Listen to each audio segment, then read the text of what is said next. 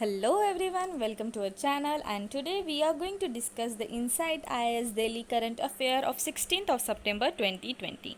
And the topics which we are going to cover includes, there are 10 topics from the mains point of view, and there are 3 topics that are prelim specific.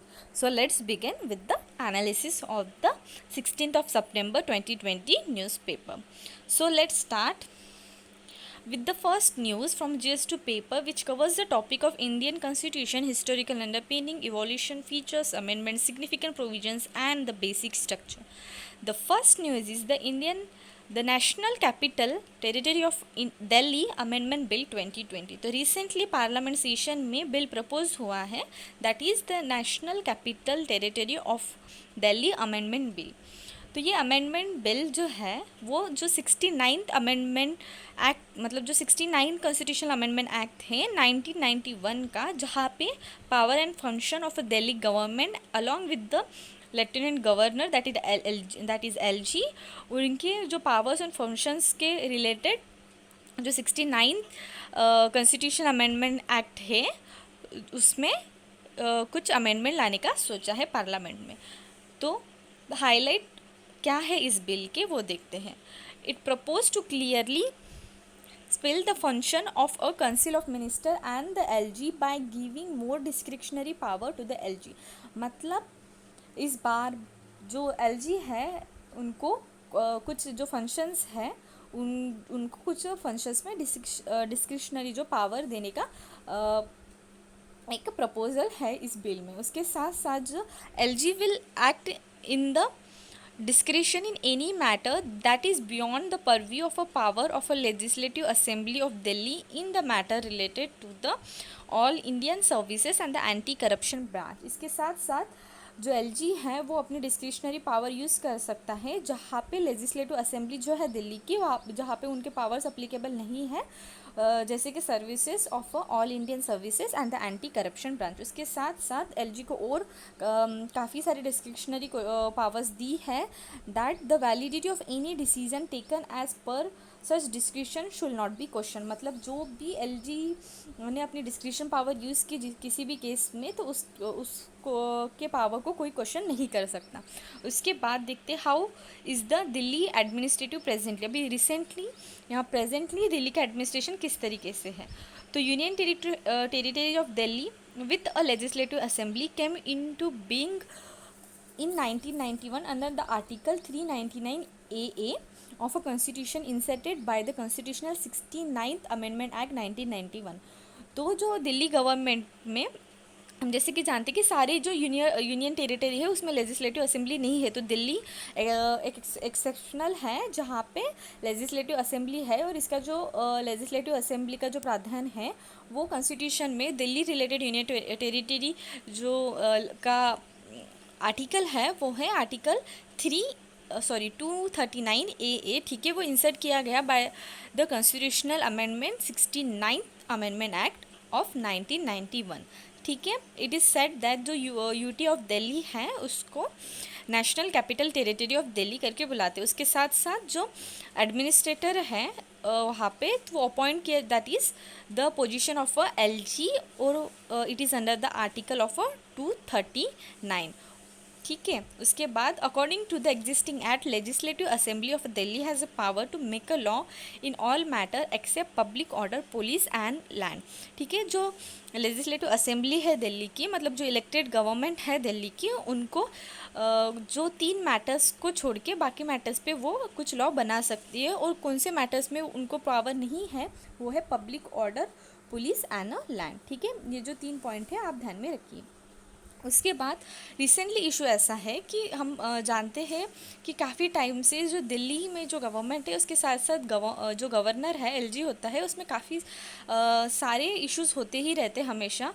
तो ये कहीं ना कहीं जो article 239 and article 239 AA, and there is always a jurisdiction conflict between the government, ठीक है, and the union government का जो रिप्रेजेंटेटिव रहता है एलजी, उनके बीच में हमेशा कॉन्फ्लिक्ट रही है. ठीक है, according to the union government के अकॉर्डिंग जो Delhi New Delhi being a union territory, article 239 empower the LG to act independent of the council of minister. तो यूनियन गवर्नमेंट के अकॉर्डिंग आर्टिकल जो है 239 के यहाँ पे, तो जो LG है वो इंडिपेंडेंटली वर्क कर सकता है on off his council of a minister, ठीक है। और जो state government of Delhi held that जो आर्टिकल 239 ए है, ए है जो कॉन्स्टिट्यूशन ने स्पेशली स्टेटस दिया है दिल्ली गवर्नमेंट को कि वो वहाँ पे वो एक लेजिस्लेटिव असेंबली मतलब एक इलेक्टिव गवर्नमेंट फॉर्म कर पाए, ठीक है। तो इसलिए जैसे कि देखते हैं कि काफ़ी सारे टसल होती ही रहती है LG और स्टेट गवर्नमेंट के बीच में।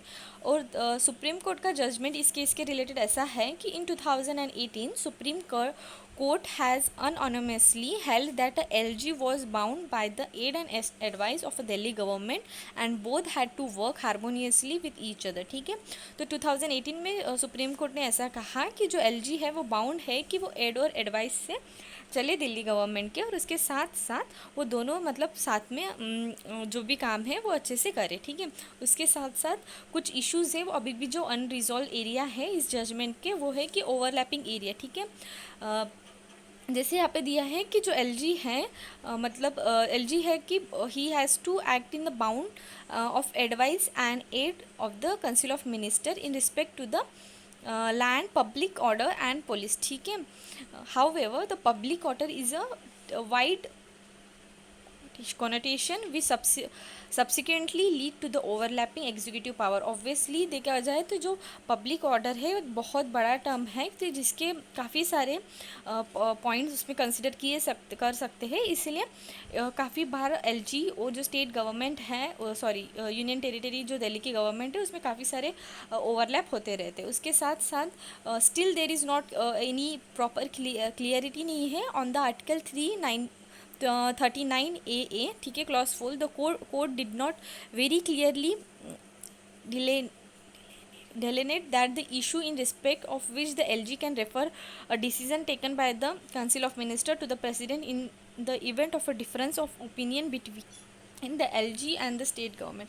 मतलब अभी भी क्लियरिटी नहीं है कि अगर LG और काउंसिल ऑफ मिनिस्टर या स्टेट उस गवर्नमेंट के बीच में कुछ भी कॉन्फ्लिक्ट हुआ तो कौन से केस वो LG प्रेसिडेंट को प्रेसिडेंट के पास लेके जा सकता है when there is a difference in opinion. इसमें भी अभी तक अच्छे से क्लियरिटी नहीं है। उसके बाद ओपन एंड टर्मिनोलॉजी उसमें है कि in the event of referring any matter to the president the court enumerate that a LG must adhere to the constitutional principle of a collaborative federalism, constitutional balance, and the concept of a constitutional governance. Hence, this term are a very wide and open end. They are subject to the different interpretation.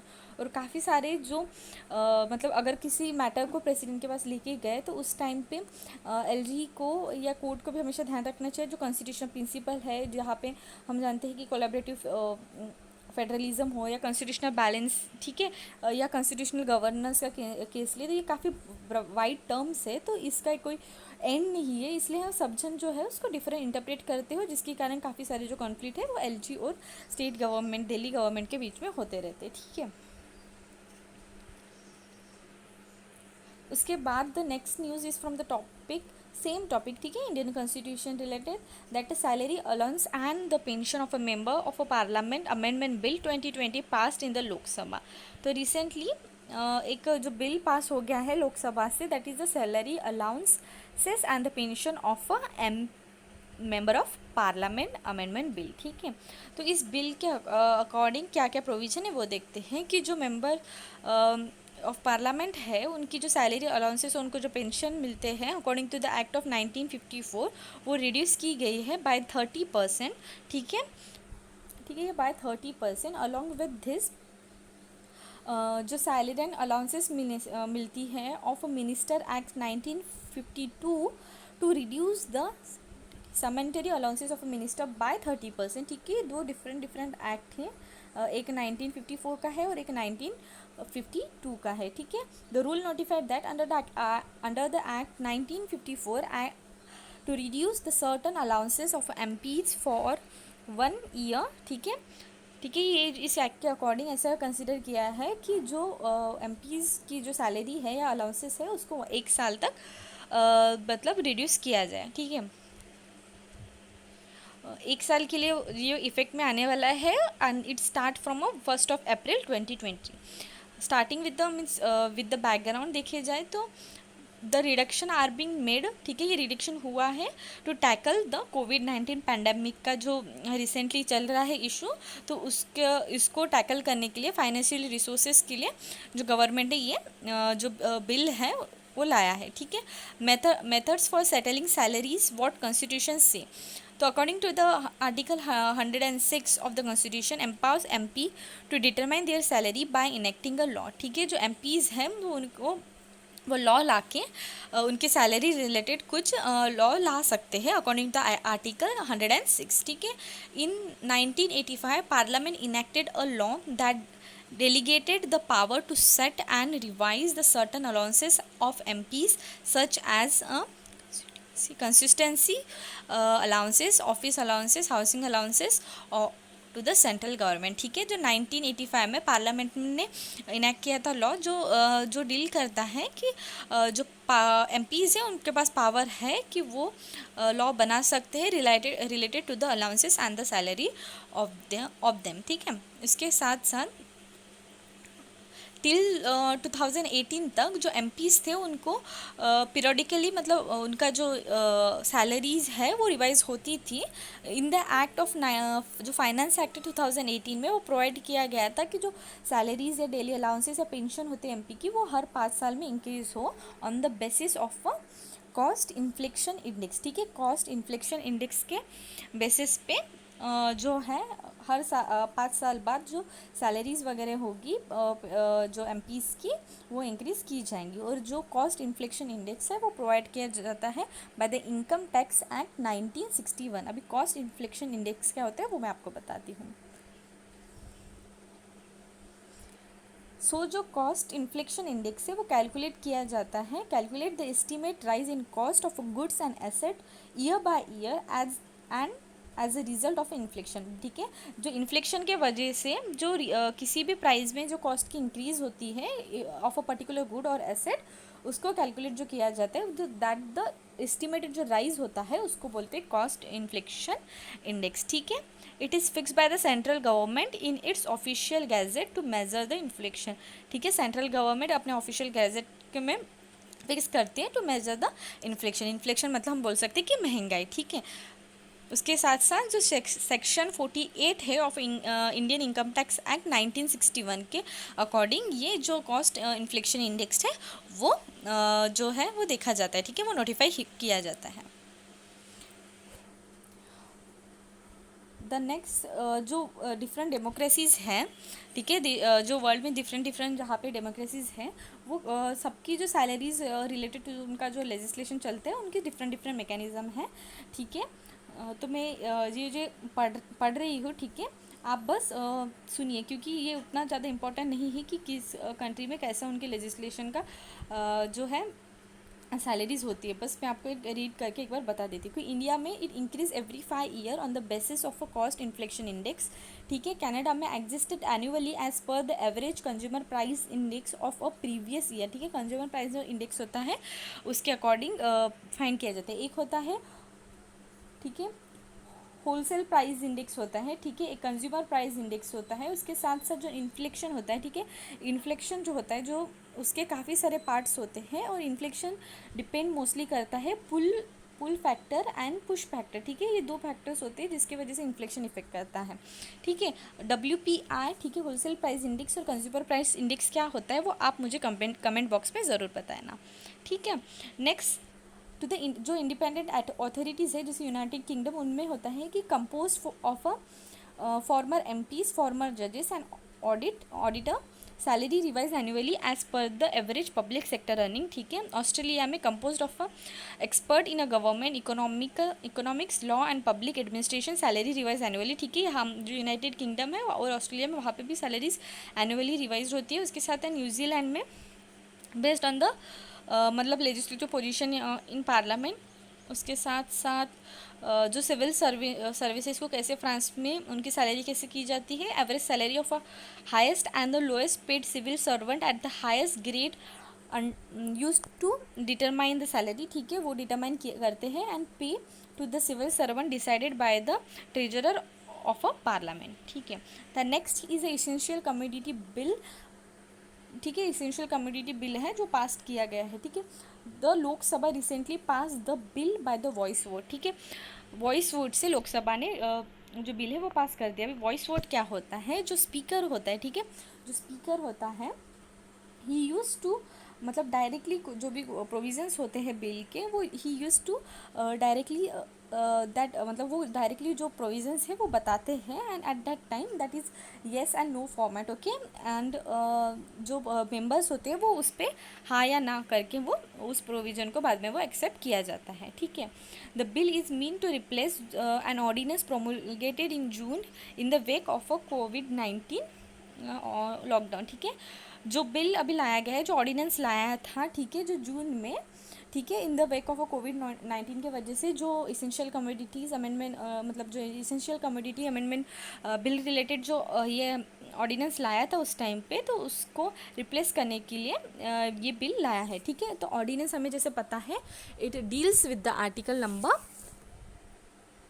120, sorry, article number 123 that a president has a right to promulgate the ordinance when the parliament is not in session, ठीक है। जब parliament session में नहीं रहती है उस time पे president के पास पावर रहती है कि वो ऑर्डिनेंस लाए, और जो ऑर्डिनेंस होता है वो एक टाइप के किसी भी एक्ट या एक्ट के अकॉर्डिंग ही, मतलब एक्ट के लेवल के इतना ही होता है, ठीक है। और जब पार्लियामेंट सेशन में नहीं होती है उस टाइम पे ही जो प्रेसिडेंट है वो ऑर्डिनेंस प्रोमulgate करते हैं। उसके साथ साथ की प्रोविज़न ऐसे है, it proposes to deregulate the production, storage, movement and the sale of several foodstuff including cereals, pulses, edible oil and onion except in the case of extraordinary circumstances, ठीक है। तो की प्रोविजन ऐसे है कि वो डीरेगुलेट का सोचा है in the production, storage, movement and the sales of जो सेवरल जो फूड स्टफ्स है उनको, ठीक है। और कुछ एक्स्ट्रा ऑर्डनरी सिचुएशन सर्कमटेंसेस में वो एक्सेप्शनल है। तो एक्स्ट्रा ऑर्डनरी सर्कमटेंसेस क्या है, वो है कि अगर कोई वॉर हुआ, ठीक है, फेमिन, उसके साथ साथ किसी भी एक्स्ट्रा ऑर्डनरी प्राइस राइज हुए, उसके साथ जो नेचुरल कैलामिटीज़ के केस में जो एक्स्ट्रा ऑर्डनरी सर्कमटेंसेस को पर्टिकुलरली डिफाइन किया है। स्टॉक लिमिट, ठीक है, the ordinance required that imposing of any stock limit on agriculture produce must be based on a price rise, ठीक है। तो किसी भी स्टॉक लिमिट, मतलब किसी भी जो प्रोडक्ट में उस प्रोडक्ट का स्टॉक का लिमिट अगर डिसाइड कर रहे हैं तो वो बेस्ट रहेगा ऑन द प्राइस राइज, ठीक है। उसके साथ साथ स्टॉक लिमिट में भी impose only if, stock limit दो केस में इम्पोज हो जाएगा, जब 100% increase in the retail price of a horticulture produce and 50% increase in the retail price of a non perishable agriculture food items, ठीक है। And how it is calculated, the increase will be calculated over a price prevailing immediate preceding 12 month, ठीक है। उसके साथ साथ और the average retail price of a last 5 year where whichever is the low, ठीक है। इस तरीके से उसको कैलकुलेट किया जाएगा, ठीक है। ये कैसे कैलकुलेट होता है उतना इंपॉर्टेंट नहीं है, पर उस जो एक्ट की प्रोविजन से वो क्या है वो इम्पॉर्टेंट है, ठीक है। Power of a central government under the जो इसेंशियल कमोडिटी एक्ट है 1955 का, उसमें सेंट्रल गवर्नमेंट की क्या पावर है। तो central government can designate certain commodities as essential commodities, ठीक है। सेंट्रल गवर्नमेंट कैन डिसाइड कर सकते हैं कि कौन से प्रोडक्ट को उनको इसेंशियल कमोडिटीज़ का मतलब इसेंशियल कमोडिटीज़ कंसीडर करने हैं। उसके साथ साथ सेंट्रल गवर्नमेंट के साथ साथ रेगुलेट भी कर सकता है, प्रोहिबिट भी कर सकता है जो भी प्रोडक्शन है, सप्लाई या distribution, trade along with the commerce of that particular essential commodities. अभी बेनिफिट क्या है, बेनिफिट ऐसा है कि this will remove the fear of a private investor of excessive regulatory interference in the business operation, ठीक है। उसके साथ साथ जो freedom of a produce, hold, move, distribute and supply will lead to harassing of economic of a scale and attract the private investor, foreign direct investment into the agriculture sector, and it will help drive up the investment in the cold storage and modernization of a food chain supply. तो ठीक है, इनके benefit ऐसे हैं कि ये कहीं ना कहीं जो फियर रहता है प्राइवेट इन्वेस्टर को, ठीक है, उनके इंटरफेरेंस ऑफ बिजनेस में कहीं ना कहीं उसमें रिलैक्सेशन आएगा। उसके साथ साथ जो हरासमेंट होती है, मतलब मतलब जो कुछ केसेस उनको फेस करने पड़ते हैं ड्यूरिंग द सप्लाई, डिस्ट्रीब्यूशन या प्रोडक्शन के टाइम पे, वो भी कहीं ना कहीं उनको फ्रीडम मिलेगा इस सारे केसेस में। और जो प्राइवेट इन्वेस्टर है या फॉरेन डायरेक्ट इन्वेस्टमेंट है एग्रीकल्चर में, वो भी इंक्रीज़ होगा। उसके साथ साथ जो कोल्ड स्टोरेज एंड जो फूड सप्लाई में जो सिस्टम चेन है, उसमें कहीं ना कहीं मॉडर्नाइजेशन भी आएगा, उसमें भी कहीं ना कहीं वो ड्रिवअप करेगा। उसके साथ साथ the next news is from the topic government policy and intervention for the development in various sectors and issues arising out of their design and implementation. The first one is the प्रधानमंत्री स्वास्थ्य सुरक्षा योजना। तो cabinet ने approve किया है कि वो इस्टेब्लिश करना चाहते हैं new all India institute of medical science AIIMS, ठीक है, जो एम्स का इस्टेब्लिशमेंट हुआ है at Bihar state, particularly in the place Darbhanga, ठीक है। यहाँ पे उन्होंने नया एम्स का फॉर्मेशन किया है, ठीक है, प्रधानमंत्री स्वास्थ्य सुरक्षा योजना के अकॉर्डिंग। मतलब वो जो इम्प्लीमेंट किया जाता है, ये जो योजना है वो इम्प्लीमेंट किया जाता है by ministry of health and family welfare, और अनाउंस किया था 2003 में, ठीक है। इनका मेन ऑब्जेक्टिव था of correcting regional imbalance in availability of affordability or reasonable terrestrial healthcare services, and also to augment facilities for quality medical education in our country, ठीक है, for providing a quality medical education along with that जो terrestrial health care services को भी improve करने के लिए, affordable बनाने के लिए ये जो स्टैंड है या ये जो योजना है वो कंसिडर किए। उसका मेन दो ऑब्जेक्टिव थे कि उनका जो नए एम्स जो होते हैं उसका इस्टेब्लिशमेंट करना, ठीक है, setting of a new AIIMS, that is all Indian institute of medical science and upgradation of a government medical colleges, ठीक है, डिफरेंट मेडिकल कॉलेजेस का जो है वो उसको अपग्रेड करना। और जो फंडिंग रहेंगी वो बोथ करे जाएंगे सेंटर और स्टेट के बीच में, ठीक है। यहाँ पे बहुत अच्छे से मतलब फोटो थ्रू दे दिया है वो points. Then from the parts of GS3, और आज का पेपर जो है वो आज का जो ये न्यूज़ एनालिसिस है वो काफ़ी ज़्यादा लॉन्ग जाएगा क्योंकि काफ़ी सारे पॉइंट्स इस पेपर में आज कवर करने हैं, ठीक है। From the topic Indian economy and the issue related to the planning mobilization of resources growth development and employment, that is the first news is RBI issue और draft on rupees IR derivatives, ठीक है।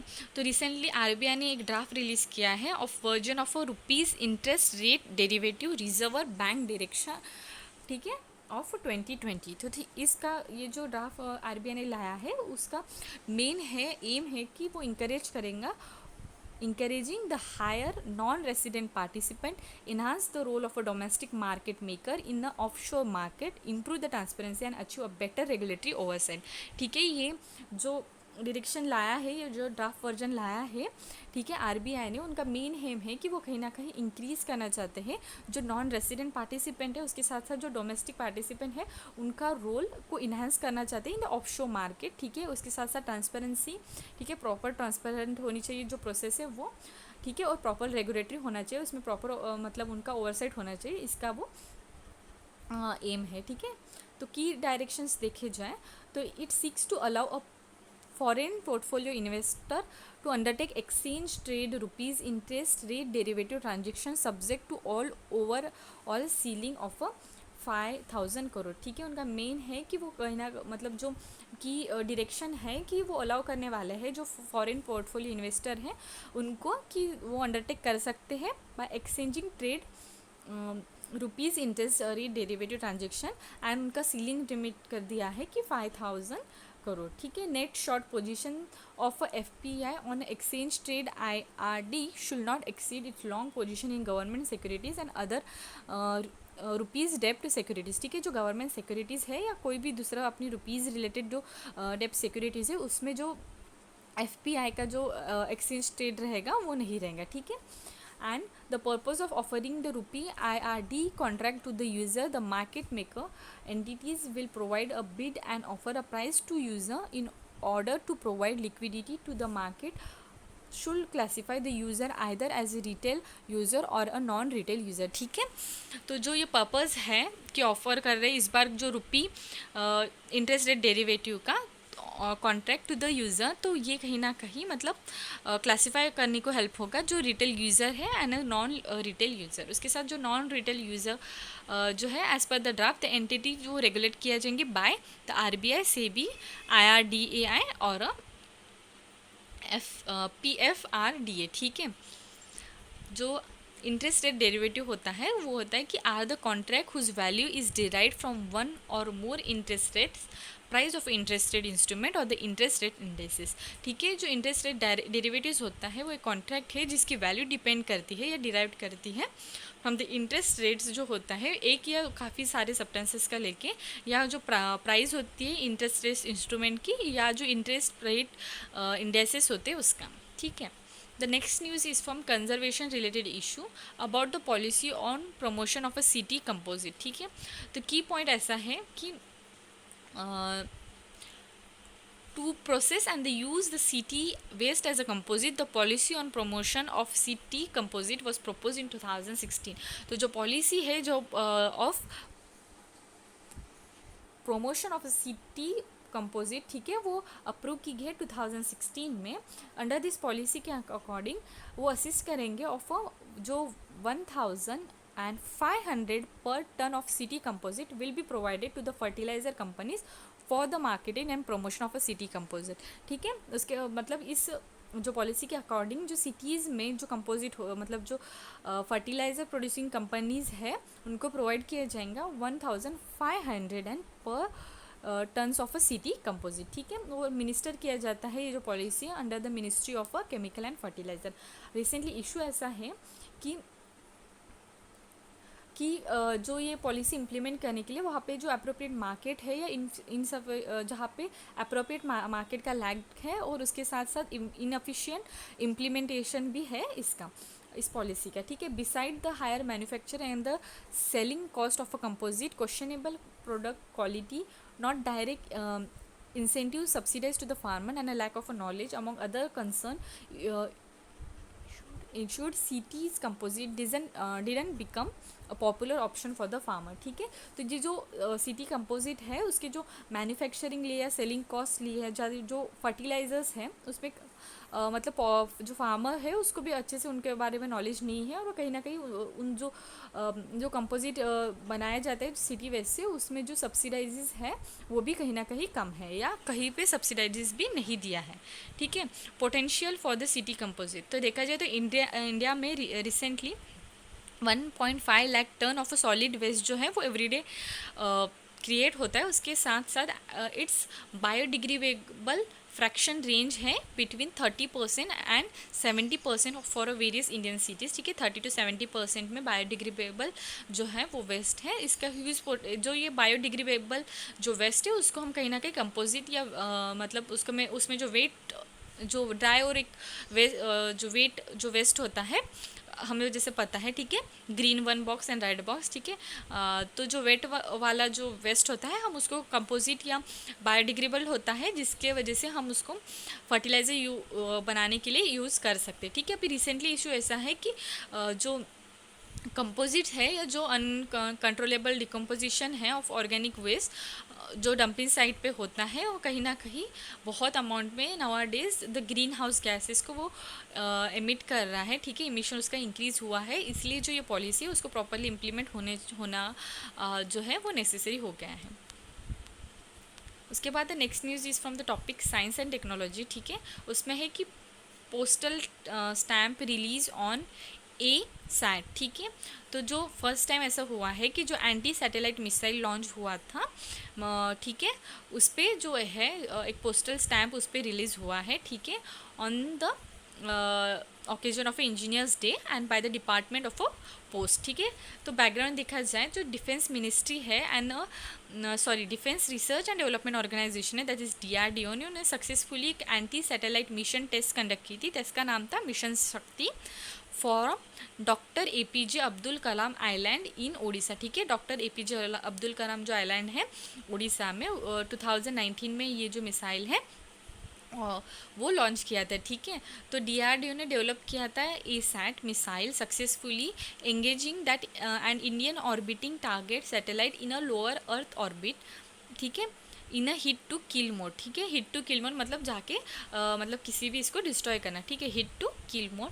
तो जो अर्थ के lower earth orbit में ये जो missile है वो सक्सेसफुली उसमें लॉन्च हो गया था, ठीक है। इंस्पेक्टर जो the inspector missile was a 3 stage missile with 2 solid rocket boosters. ये जो मिसाइल था वो जो 2 सॉलिड रॉकेट बूस्टर्स थे, ठीक है। सिग्निफिकेंस क्या है कि India become the 4th country to acquire such a specified and a modern capability and the entire effect is indigenous. मतलब जो ये मिसाइल बनाया गया है वो इंडिया ने खुद बनाया है, मतलब जो भी एंटायर जो इफर्ट्स है वो इंडिजीनियस है, इसलिए India become the 4th country जिसने hit to live target in the space, मतलब ये जो कैपेबिलिटी रखा है after the US, China and Russia, ठीक है।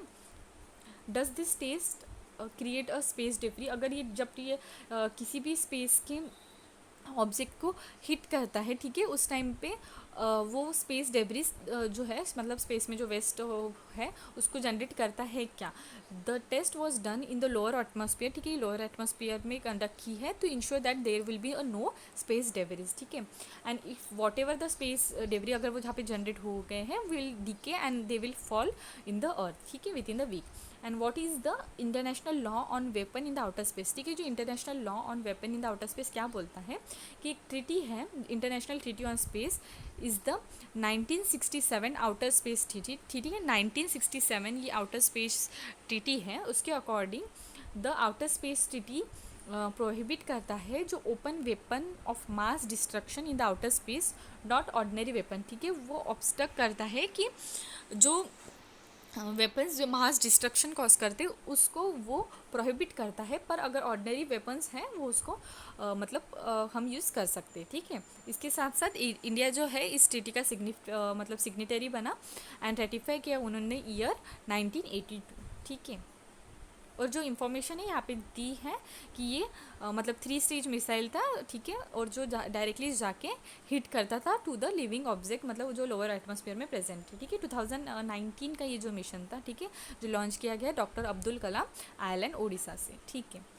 The next news is from electricity amendment bill, ठीक है। तो रिसेंटली जो तेलंगाना गवर्नमेंट ने क्वेश्चन अराइज किया है, जो इलेक्ट्रिसिटी अमेंडमेंट मतलब इलेक्ट्रिसिटी जो बिल है इलेक्ट्रिसिटी एक्ट जो है 203 का, ठीक है, उसमें जो मतलब 2003 का सॉरी जो I will start this news once again, sorry for the inconvenience. जो इलेक्ट्रिसिटी एक्ट अमेंडमेंट, ठीक है, तो रिसेंटली जो तेलंगाना गवर्नमेंट है उन्होंने क्वेश्चन अराइज किया है ऑन द इलेक्ट्रिसिटी एक्ट 2003, जो इस बिल में जो अमेंडमेंट लाई है उस पर, ठीक है। उन्होंने कहा है कि उन्होंने क्रिटिसाइज़ किया है सेंट्रल गवर्नमेंट को by saying that it is a unilateral decision and a blatant attempt against the federal spirit aim at unsuppressing the state power. मतलब सेंट्रल गवर्नमेंट को उन्होंने ऐसा क्रिटिसाइज़ किया है कि ये यूनिलैटरल डिसीजन आपने जो लिया है वो कहीं ना कहीं जो फेडरल स्पिरिट है अपनी स्टेट की, मतलब स्टेटल मतलब जो हमारी कॉन्स्टिट्यूशन की जो फेडरल स्पिरिट है उसको कहीं ना कहीं डिक्रीज़ कर रहा है, मतलब वो कहीं ना कहीं उसको एक मतलब आपका यूनिलैटरल जो डिसीज़न है वो कहीं ना कहीं जो स्टेट का जो फेडरल नेचर है वो उसको कहीं ना कहीं हार्म कर रहा है, उन्होंने ऐसा कहा है। तो की प्रोविज़न ऐसा है कि स्टेट लेजिस्लेटिव असेंबली अडॉप्ट किया था एक resolution voicing its strong opposition to propose an amendment bill claiming it was aim at centralisation of a power and will impose a huge burden on a state, ठीक है। ये जो amendment bill लाया है वो कहीं ना कहीं जो सेंट्रल की एक्सिस पावर का यूज़ और स्टेट पे बर्डन लाने का इस बिल में कुछ प्रोविज़न है ऐसे जो तमिलनाडु सॉरी कर्नाटका तेलंगाना गवर्नमेंट ने क्रिटिसाइज़ किया है, ठीक है। तो क्लॉजेस क्या है इस अमेंडमेंट बिल के कि ये बिल एंड कर रहा है द सब्सिडीज़ जो मिलते हैं जो फार्मर्स को, ठीक है, कि वो जो इलेक्ट्रिसिटी हमें उसमें जो सब्सिडीज़ मिलते हैं वो कहीं ना कहीं एंड कर रहा है, क्योंकि फार्मर को इनिशियली जो टैरिफ है वो पे करना पड़ेगा और उसके बाद जो उनके बैंक अकाउंट है उनमें डायरेक्ट बेनिफिट ट्रांसफ़र होगा। तो ठीक है, स्टेट वरी इसमें इसलिए है कि आप पहले उनको पैसे भरने लगा रहे हो, उसके बाद डायरेक्ट बेनिफिट ट्रांसफ़र करने को बोल रहे हैं। तो ये जो है वो कहीं ना कहीं फार्मर को प्रॉब्लमेटिक, मतलब उनको कहीं ना कहीं क्योंकि जो बिल आता है, ठीक है, जो बिल आता है, जो फार्मर्स ऑब्वियसली उनके फार्म में अगर कोई इलेक्ट्रिक सिटी यूज़ कर रहा है तो ऑब्वियसली उनको बिल जो है वो ह्यूज अमाउंट में आएगा। तो वो फार्मर को कहीं ना कहीं डिस्ट्रेस कॉज कर सकता है, क्योंकि बाद में अगर जो बिल का पैसा आ रहा है तो इनिशियली उनको पैसे पहले पे करने पड़ेंगे, तो ये कहीं ना कहीं फार्मर को डिस्ट्रेस कॉज कर सकता है। उसके साथ साथ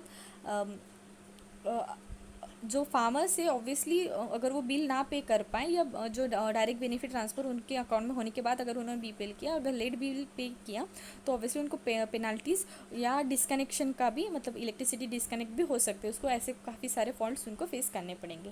the bill disinvest the state of their power to fix a tariff and hand over the tax to the central government appointed authority. तो ये जो बिल है वो कहीं ना कहीं जो स्टेट्स का जो पावर है किसी भी जो इलेक्ट्रिसिटी रिलेटेड जो फिक्स टैरिफ जो उनको मतलब वो फिक्स कर सकते हैं, वो कहीं ना कहीं वो स्टेट गवर्नमेंट, मतलब सेंट्रल गवर्नमेंट अपॉइंटेड अथॉरिटी के अंडर में जा रहा है। तो ये कहीं ना कहीं स्टेट गवर्नमेंट के पावर को थोड़ा कम कर रहा है, ऐसे ये प्रोविज़न है इस बिल में। तो इसलिए जो क्रिटिसिज्म है वो फेस किया जा रहा है। And this is the discriminatory since the tariff can be tweaked according to the whims and fancies of the central government। तो ये जो है टैरिफ जो सेंट्रल गवर्नमेंट के अकॉर्डिंग,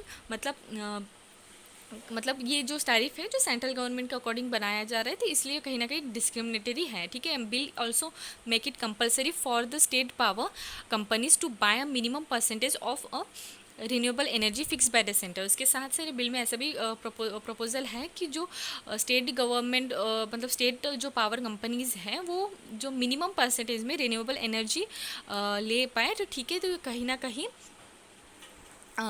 जो स्टेट ओनर जो है, स्टेट पावर कंपनीज जो है वो कहीं ना कहीं वहाँ के जो ओनर्स हैं उनको, या जो रिन्यूएबल एनर्जी रिलेटेड जो मतलब बिजनेस करते हैं जो पावर रिलेटेड, उनको कहीं ना कहीं काफ़ी मतलब डिस्ट्रेस कॉज करेंगे। ठीक है, तो की provision of this bill renewable energy policy. ठीक है, जो स्टेट सेंट्रल गवर्नमेंट है with his power and prepared, उन्होंने उनके पावर के साथ उन्होंने एक प्रिपेयर किया है national renewable energy policy for the promotion of a generation of electricity from renewable source. ठीक है, उसके साथ साथ cross border trade in sector of electricity, उसका भी जो है वो भी जो पावर है related to the rules and the guidelines, वो भी सेंटर के हाथ में है। ठीक है, creation of electricity contract enforcement authority. ठीक है, जो इलेक्ट्रिसिटी कॉन्ट्रैक्ट इन्फोर्समेंट अथॉरिटी है उसका भी एक फॉर्मेशन होगा इस बिल के अकॉर्डिंग।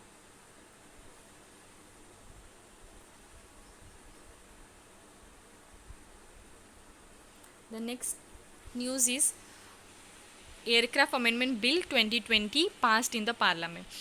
तो जो एक्ट है, ठीक है, जो न्यू अमेंडमेंट बिल है 2020 का रिलेटेड टू द एयरक्राफ्ट, वो पास हो गया है, which will regulate the manufacture, possession, use, operation, sale, import and export of a civil aircraft and licensing of a aerodromes. ठीक है, जो एयरड्रोम्स है उनका लाइसेंसिंग, उसके साथ साथ जो सिविल एयरक्राफ्ट है उसके रिलेटेड मैन्युफैक्चर हो, यूज़ हो, ऑपरेशन, सेल, इंपोर्ट, एक्सपोर्ट हो, उस सारे का जो है वो रेगुलेट करेगा इस एक्ट के अकॉर्डिंग। तो की फीचर्स इस एक्ट के ऐसे हैं, it will provide a statutory status to the regulatory institution, like जो रेगुलेटरी इंस्टीट्यूशन है उसको स्टैट्यूटरी स्टेटस दिया जाएगा, जैसे कि directorate general of civil aviation. ठीक है, जो directorate general of civil aviation है, he will carry out the oversight and regulatory function with respect to the matter under the bill. ठीक है, ओवरसाइट करेंगे, रेगुलेट करेंगे जो फंक्शन जिस इस बिल में दिए है वो। ठीक है, उसके साथ साथ जो स्टैट्यूटरी स्टेटस दिया है वो भी दिया है bureau of a civil aviation security. ठीक है, उनकी पावर ऐसे है कि it will carry out the regulatory oversight function related to the civil aviation के रिलेटेड जो भी सिक्योरिटी रिलेटेड इशू है उसमें ओवरसाइट देखेंगे, मतलब वो जो उसके फंक्शन है वो देखेंगे। ठीक है, उसके साथ साथ aircraft accident investigation bureau, it will carry out the investigation related to the aircraft. ठीक है, एक्सीडेंट या इंसिडेंट हुए उसके। पेनाल्टीज़ भी दी है, ये पेनाल्टीज़ का अमाउंट इतना इंपॉर्टेंट रही है, ठीक है। उसके बाद साथ power of a central government, ठीक है। सेंट्रल गवर्नमेंट को भी काफ़ी सारे पावर्स दिए इस बिल के according, that it will cancel the licence certificate or the approval guarantee to the person under this act if the person contravenes any provision of this act. अगर कोई person ने उस जो प्रोविजंस है act के, अगर उन्होंने कहीं भी कॉन्ट्रावेन किया तो जो पर्टिकुलर पर्सन को जो लाइसेंस दिया है, सर्टिफिकेट दिया था, ठीक है, वो भी कैंसिल करा दिया जाएगा। उसके साथ साथ एक्सेप्शनल ऐसे है, एग्जेम्पशन ऐसे है कि the act exempt aircraft belonging to the naval, military और the air forces of the union, मतलब जो अपने डिफेंस फोर्सेस है उनके रिलेटेड जो एयरक्राफ्ट है उसको इस एक्ट से एग्जेम्पशन है, ठीक है। The next news is of Kerala to have a certified snake handlers, ठीक है। तो Kerala become the first institute, मतलब फर्स्ट स्टेट बनी जो जिन्होंने जो स्नेक हैंडल करते हैं इन द कंट्री, उनको एक प्रॉपरली एक सर्टिफाइड, मतलब उनको सर्टिफिकेशन प्रोवाइड किया जाता है स्नेक होलो हैंडलिंग के लिए, ठीक है। And it is under the Kerala forest department. उन्होंने फ्रेम किया है guideline for the rescuing snake for women dominated places and releasing them in the uninhabited area, ठीक है। गाइडलाइंस ऐसी है कि उनको मैंडेटरी सर्टिफिकेशन दिया जाएगा जो स्नेक हैंडलर्स है, ठीक है, between the age of 21 to 65। उसके साथ साथ एक प्रॉपर एक सिलेक्शन प्रोसीजर रहेगा, ठीक है। Application will be screen by the assistant conservator of forest, ठीक है। जो असिस्टेंट कंजर्वेटर ऑफ फॉरेस्ट के मतलब उनको अप्लीकेशन स्क्रीन किया जाएगा उनके थ्रू, और काफ़ी सारे जो पैरामीटर्स है जहाँ पे एज, एक्सपीरियंस हो, हेल्थ रिलेटेड रिकॉर्ड्स हो, वो सारे भी सिलेक्शन प्रोसेस में इंक्लूड किया जाएगा। उसके साथ साथ उसके बाद एक शॉर्टलिस्ट किए जाएंगे काफ़ी सारे नेम्स। उसके बाद जो है वो जो स्नेक हैंडलर्स है उसको प्रॉपरली ट्रेनिंग दी जाएंगे और साइंटिफिक हैंडलिंग ऑफ स्नेक का भी पढ़ाया जाएगा। उसके साथ जो वैलिडिटी रहेंगे ऑफ द सर्टिफिकेशन, ठीक है, ऑफ 5 ईयर का रहेगा। और काफ़ी सारे प्रिकॉशंस जो है स्नेक हैंडलिंग के वक्त, जैसे protective gear and all this, मतलब सेफ्टी जो इक्विपमेंट है वो भी प्रोवाइड किए जाएंगे, ठीक है। उसके साथ साथ rescue snake will also be release, ठीक है। जो रेस्क्यू स्नेक है उसको उनको रिलीज़ किया जाएगा in the presence of a forest official, ठीक है। फॉरेस्ट ऑफिशियल के प्रेजेंस में उनको रिलीज़ किया जाएगा, ठीक है।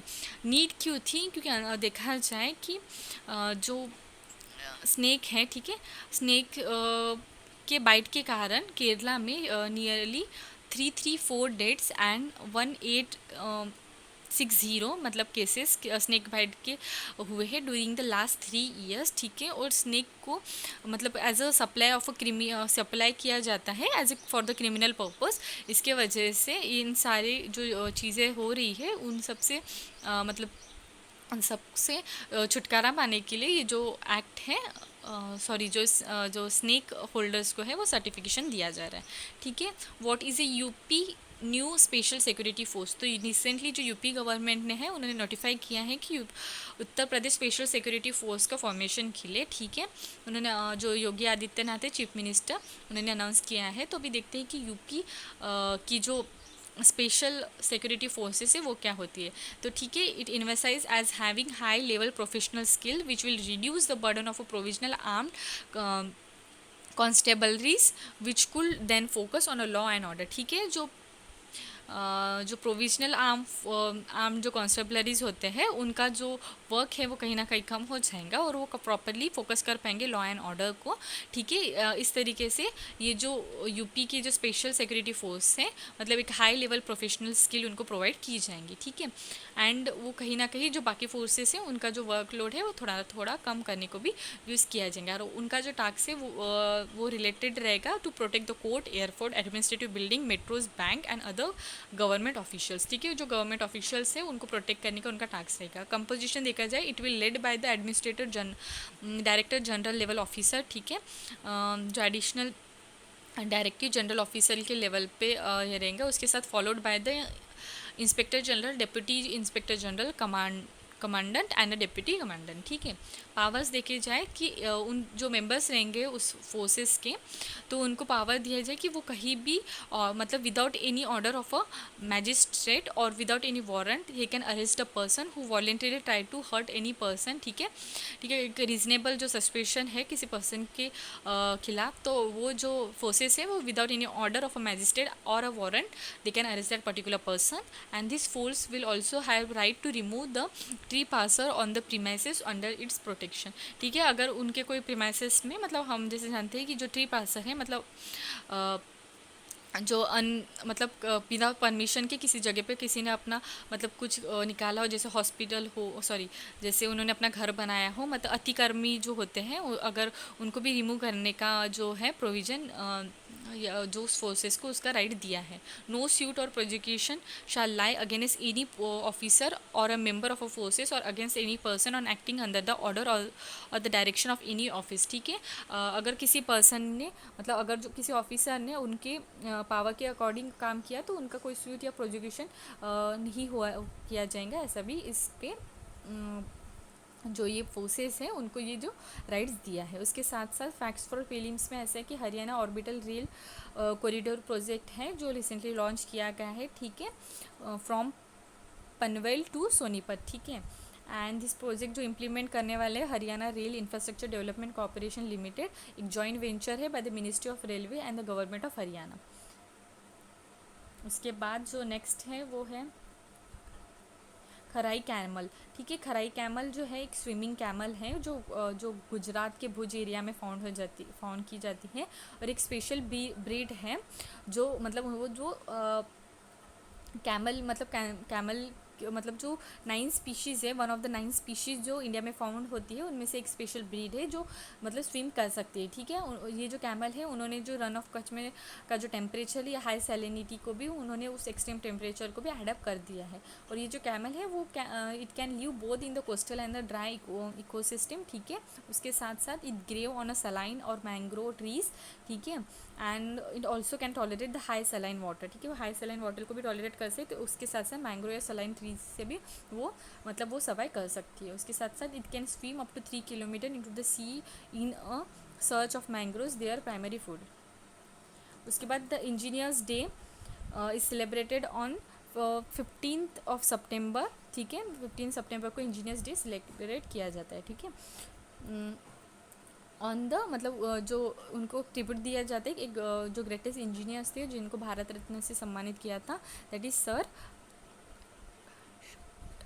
मुकेश गुंडम विश्वेश्वरैया। ठीक है, इनके बर्थडे के ओकेजन पे, and he was the chief engineer जो रिस्पॉन्सिबल थे कृष्णा राजा सागर डैम का कंस्ट्रक्शन में इन मैसूर। ठीक है, इस तरीके से जो 15 सितंबर है उसको इंजीनियर डे करके सेलिब्रेट किया जाता है। ओके, आज की न्यूज़ सारी ख़त्म होती है, सो थैंक यू।